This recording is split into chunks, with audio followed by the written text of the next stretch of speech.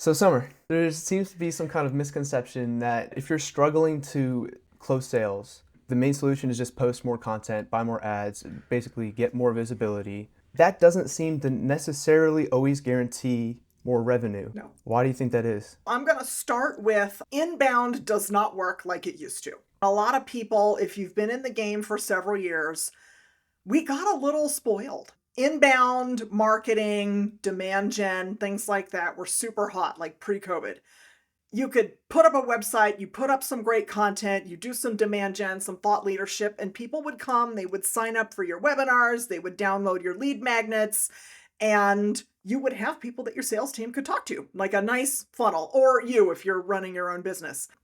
It's the game has totally changed. First of all, people can get all that for free using ChatGPT, and I mean actually free.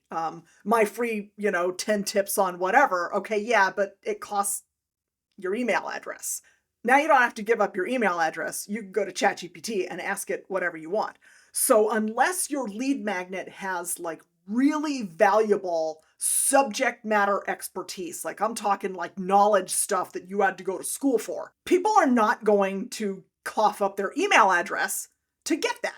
Or it could be super hyper focused on your niche. And then since we're talking about AI, a lot of people, myself included, have leveraged AI to help run their businesses. But I think there's a danger in over leveraging. If what you're doing is you're blogging because your strategy says you should blog twice a month, and you're writing case studies because your strategy says you should write a case study once a quarter, but you're doing all of it with AI, there's a little bit of like you're checking off boxes and you're doing marketing for marketing's sake. And people don't respond to that. Also, if you're leveraging AI too much, you're going to have, it's going to all kind of sound the same because AI pulls from what's out there and it regurgitates it.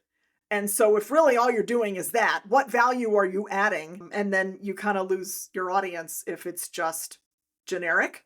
And then we don't even have time to get into, a lot of times people don't have their niche and their ICP dialed in. So the long end of it is like it doesn't work like it used to for a various number of reasons. And if you're waiting for, okay, I built it, now they're going to come because I did my content and I put my stuff out there, that's a path to broke founder land. When I see somebody who's struggling a bit, be it a salesperson or be it a business owner slash founder, I look at two things. Are you doing enough? And is your message resonating? So is your ICP dialed in? Do you have a niche? Can people understand who you are, what you do, who you serve, how it impacts them? I think a lot of content kind of talks about features and benefits and doesn't really get into what the buyer cares about. And then I think it's important to also know that in an AI first world where people can get whatever information they want from a chatbot at any time they want, your inbound isn't going to work like it used to. You're going to put a blog out there and somebody can read it and not even click through to your website. And so build up content and they will come. It doesn't work anymore. That worked really well pre-COVID and we all got spoiled. What I'm seeing now is that the marketers in my life call it all bound. It's no longer inbound. It's no longer outbound. You could make a phone call and no one answers. You could put up a blog and no one visits your website. Neil Patel just put out a newsletter today that said that for the first time ever, most web traffic is now bots and not humans. And what that means is, think about it. In your ChatGPT summary, it tells you the information you need. It might cite the source, it might not. And then you don't have to click that website. And that person never knows you saw their stuff.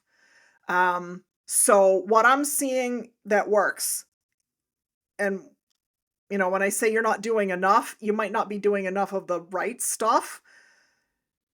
You have to do outbound. Of course, you have to do some inbound. You got to do partnerships. There's just a lot. Like hanging your hat on one strategy, it's kind of a losing game these days. So, I've heard a lot of influencers say that, especially when you're starting out, one problem, one solution, right, to focus in. Is how does that come into play if you're doing multiple things? Um, it can still be one message and one solution, just on multiple channels. Um, and it's really hard for people starting out. And I think it's hard because you're hungry, you need business. And a lot of founders that I work with, they're in there like, I'm not saying no to nobody phase, right? I totally get it. Mm-hmm. But when the message is out there, you want somebody to connect to it. You want them to think like, "Oh, yeah, oh my gosh, they get me. Maybe I should talk to them." Instead of if it's too broad, you're not gonna really resonate and connect with that one person who truly needs you enough to invest. And that's when I tell people to be very specific. Like if your website says, "We service all industries and all sizes," okay, like first of all, how's that gonna be found when your buyer's asking things of their Chat GPT? Because 'Cause they're gonna Right, and they say, have "I no work for the." reason, Yeah, yeah, no reason to go to your and then website. it's generic and it doesn't have that, like, emotional connection. The funny thing is, like, I spent some time as a sales coach. So, people like, we think in B2B that people buy based on logic. Totally false. People buy based on, like, how they feel and, like, an emotional need, um, and then they justify it with stats, and it's almost like if they feel connected enough, they're gonna try to put together the stats that, like, confirm, right? And almost convince themselves. Yeah, a little bit. If you're looking for something, you'll find it, and so you really have to connect with that buyer, Yeah. and the only way is if you can get really specific. You're stopping the scroll. The only way to stop the scroll is to have somebody be like, "Holy crap, that's me." So I know you've worked with a lot of executives before and business owners. Would you say that that's one of the biggest problems you see, that their message overall is just too broad? Early stage, especially. I Really? think when you're Nike, you can afford to be broad because everybody needs sneakers, right? But Mm-hmm. when you're getting started out and you're making a name for yourself, you want to cast a wide net, but niching down and getting super specific and targeting just the people that are within your zone of genius is how you're going to build. And you can be broad later, um, but you kind of have to earn that, you know? So Yeah. how do you typically approach the process of narrowing down? Is that something that just comes with time, and like the more people you talk to, the more clear it becomes? Mm. Because when you're starting out, like your first instinct, everybody says research, do market research, right? Mhm. And sure, you do a Google search, maybe you get some stats, right? But at least for me, I have a hard time taking that research and actually applying it into something that makes it that actually helps out my message in a real way. You know what I mean? Two things. It kind of depends on if the founder is like pre go to market or post. Obviously, if you've gone to market, if you have clients, talk to them. So, how I will build an ideal client profile with somebody who already has revenue coming in is talk to your clients, talk to your former clients, talk to people who didn't buy. And you want to talk to long-standing clients, you want to talk to people who just bought. And you're going to look for in their language some through lines. And here's where I think AI is great. AI can take that and sort through it because your own human brain, you're going to connect with various things, especially if you like that client or especially if that was your feature, it's your baby. Um, you're too emotionally connected. So if you put all that into a GPT and you tell it, Notebook LM, by the way, is really good for this. Here's all the conversations I had, pull the trends and tell me, and it distills it down. It's great. You can even do mind map. It does like a visual type of thing as well. If you are pre market, I would talk, and I don't work with these folks very much, but this is what I did for myself. What are you good at? What do you do that you're super proud of? And who in your network can you talk to who's worked with you and who can talk about what you're really good at? You kind of have to go to your network more than your clients, and you're probably going to need to refine that a couple times a year, if not more frequent, as you start to get paying customers in.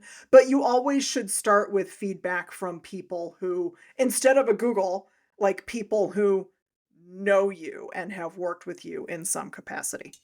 Because then you're using their words. And when we think about what people use when they go on ChatGPT, they use their words. So if their words are in your content, you're more likely to resonate and be found. So I kind of want to switch a little bit real quick to your story now that we're talking about affordable tools. You started out with $50, right? Yeah, $50 Was that a month. starting? Yeah, can you tell me that whole story? When I got to the point where I was done with my corporate career, I had tried out a couple of different misadventures. I was having people call me to pick my brain. Hey, you know about this. Can I pick your brain? And so at some point in time, I was like, I bet people would they find value in it, and I bet I can sell this. So I decided I'd put up my own shop. Previously I hadn't gone into entrepreneurship because you have to have a team, you have to have all this software, all this stuff. And this is post ChatGPT, and I already had a website for a different misadventure I was working on, so I knew Wix pretty well. And you get automations, you get a website, you get an email program, and it's $30 a month. And I was already paying for the pro version of ChatGPT because that back then, it sounds like eons ago, like 3 years ago, it was the only one that could search the web and remember conversations. And it was just this epiphany where I was like, I have my brain plus a website plus an AI tool. Like, I don't need anything else. I have a remote office. I already have a laptop.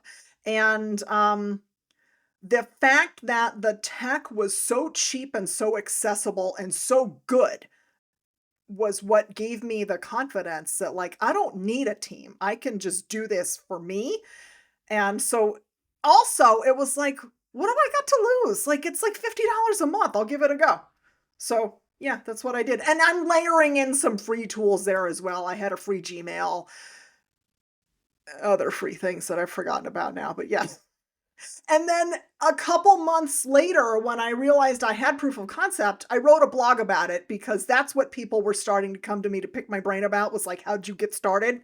What would you say to somebody who is like questioning if they should get started right now, and they feel like they need more than what they have, like that hasn't quite discovered yet that those tools are good enough? I would say, and this sounds mean, I would say get out of 2018. Mm-hmm. The world has changed.